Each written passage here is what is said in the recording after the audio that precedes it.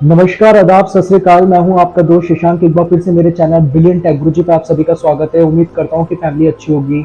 दोस्तों, आज जो मैं आपको कहानी सुनाने जा रहा हूं, ये एक सच्ची घटना पर आधारित है। कोलकाता के रहने वाली 35 वर्षीय आराधना की। आराधना एक ब्यूटिशियंस का कोर्स सिखाती थी। उसका खुद का एक इंस्टीट्यूट था और पार्लर भी था। आराध्या की 2 बार शादी हुई और दोनों ही बार इसका डिवोर्स हो गया, जिसकी वजह से इसके जीवन में काफी तनाव रहने लगा था। एक दिन क्या होता है कि आराधना सोशल साइट पर इसको इसका एक रिलेटिव मिलता है और जो कि इससे 10 साल छोटा होता है एज में और मैरिड भी होता है। उसके बाद में दोनों में काफी अच्छी फ्रेंडशिप हो जाती है। कई दिन तक बात होती है और बातचीत होने के बाद में काफी मिलना जुलना होता है। अक्सर ये लोग मिला करते थे, कभी घर पे कभी बाहर। तो एक दिन क्या होता है कि आराधना जो होती है वो मनीष पे दबाव बनाती है एक बेबी के लिए, कि वो चाहती थी कि उसके जीवन में एक बेबी हो जिससे वो अपना जीवन व्यापन कर सके पूरा। तो मनीष ने आराधना से 2-2.5 लाख रुपए भी उधार लिए होते हैं, जिसको उसको कर्ज के तौर पे उसको चुकाना होता है। लेकिन धीरे धीरे क्या होता है कि आराधना जो होती है वो मनीष पे एक प्रेशर बनाने लगती है और मनीष जो होता है वो इन सब चीजों से छुटकारा पाना चाहता था। वो आराधना को छोड़ना चाहता था, लेकिन पूरी तरीके से वो उसको कह नहीं पाता। और एक दिन क्या होता है कि वो उसको मारने की प्लानिंग करता है और प्लानिंग करने के बाद में वो आराधना को कॉल करता है और कॉल करने के बाद में अपने घर पे बुलाता है और बुलाने के लिए बोलता है कि जब घर पर आओ तो ब्लैक कलर का सूट पहन के आना, क्योंकि मनीष जहाँ रहता था उसके आसपास में काफी खेत थे। तो अक्सर क्या होता है कि रात के टाइम पे अगर कोई काले रंग के कपड़े पहन के आ रहा है तो इतनी आसानी से उसको आइडेंटिफाई नहीं किया जा सकता, उसकी पहचान नहीं की जा सकती। तो थोड़ा धुंधला धुंधला सा रहता है। और ये भी बोलता है कि साथ में जब तुम मेरे घर पर आओ तो रास्ते में 60-70 किलोमीटर की दूरी के बाद में अपना फोन स्विच ऑफ कर देना, ताकि कोई डिस्टरबेंस ना हो और कोई तुम्हें परेशान ना करे। वो मनीष की बातों में आ जाती है और आने के बाद में अपने घर पे 2 दिन का ट्रेनिंग का बोलकर वो मनीष से मिलने के लिए चली जाती है, क्योंकि मनीष ये बोलता है कि 2 दिन के लिए मेरी वाइफ जो है वो अपनी मायके जा रही है, तो हम मिल सकते हैं।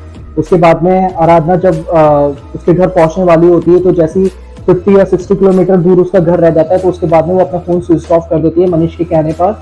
उसके बाद में एक दिन वो उसके घर पे स्टे करती है और अगले ही दिन रात में जब आराधना सो रही होती है तो मनीष क्या करता है कि तार से उसके सीने पे बैठ के उसका गला दबा देता है, जिसके कारण उसकी वहीं मृत्यु हो जाती है। उसके बाद में ये अपना लैपटॉप खोलने के बाद में गूगल पर सर्च करके देखता है कि बॉडी को कैसे ठिकाने लगाया जाता है और डिकम्पोज कैसे किया जाता है। उसके बाद में ये आराधना के टुकड़े करता है और टुकड़े करने के बाद में अपने ही घर के पास में उसके बॉडी के जो अवशेष होते हैं उन सबको ठिकाने लगा देता है और उसके कपड़े भी जला देता है। उसके बाद में वो फोन जो आराधना का होता है वो अपने घर से करीब 70 किलोमीटर दूरी पे जाकर फेंक देता है, ताकि कल को अगर पुलिस उसको ट्रेस करे तो मनीष की लोकेशन ना आ पाए।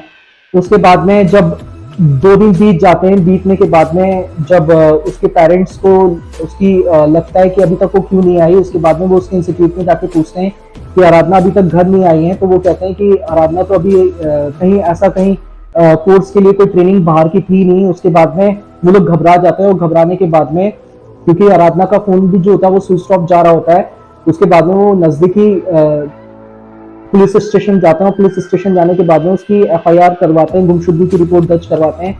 उसके बाद में पुलिस तहकीकात अपनी शुरू करती है और तहकीकात शुरू करने के बाद में जब उसके फोन ट्रेस किया जाता है तो वही लोकेशन आ रही होती है, लेकिन पुलिस को वहां पे कुछ नहीं मिलता। उसके बाद में जब कॉल डिटेल्स निकाली जाती है तो मनीष का जो नंबर होता है वो सबसे ज्यादा उस पर बातचीत की गई होती है। तो पुलिस उसको रडार पे लेती है और रडार पे लेने के बाद में जब वहां पर पुलिस जाती है, उससे जब पूछताछ होती है तो वो कहता है कि हम लोग जस्ट नॉर्मल फ्रेंड्स हैं और हमारे बीच में ऐसा कुछ भी नहीं था। उसके बाद में पुलिस को मनीष पे पूरी तरीके से शक होता है, लेकिन कोई ठोस सबूत ना होने की वजह से पुलिस क्या करती है कि फॉरेंसिक टीम को इसकी जांच करने के लिए बोलती है। उसके बाद फॉरेंसिक टीम जो होती है वो मनीष के फोन की जो डिलीटेड डाटा होता है उसको रिकवर करती है और रिकवर करने के बाद में पुलिस को ठोस एविडेंस मिलते हैं। उसके बाद में उसका लैपटॉप भी जब्त किया जाता है। लैपटॉप में भी उसको ठोस सबूत मिलते हैं, डिलीटेड डाटा जब रिकवर होता है। उसके बाद में जब पुलिस ये सर्च करती है कि उसकी पोस्टमार्टम की रिपोर्ट के तहत ये पता चलता है कि जो आराधना थी वो यहीं पर थी और 2 दिन पहले इसकी मृत्यु हुई और इस टाइम पर 1 बजे करीब इसकी मौत हुई है गला घोटने के तहत। तो गूगल पर भी उसी टाइम वो सर्च करा गया होता है कि बॉडी को कैसे ठिकाने लगाते हैं। तो जब ये सारे ठोस सबूत मिलते हैं, उसके बाद में मनीष को गिरफ्तार कर लिया जाता है और करने के बाद में फिर उसको अदालत में पेश किया जाता है। वहां से उसको उम्र कैद की सजा हो जाती है। तो दोस्तों, कहने का मतलब वो है कि जितनी सोशल साइट्स या ये अच्छी भी हैं और बुरी भी हैं, और बहुत दुख होता है कि लोग जब किसी से प्यार नहीं करते हैं और उसके बाद में भी रिलेशनशिप में आके उनको धोखा देते हैं। तो प्लीज कमेंट बॉक्स में आके बताइए कि ऐसे जो लोग होते हैं उनके साथ कितनी सख्त से सख्त कार्रवाई होनी चाहिए। और प्लीज ज्यादा से ज्यादा हमारे चैनल को सब्सक्राइब कीजिए, लाइक कीजिए, शेयर कीजिए। धन्यवाद।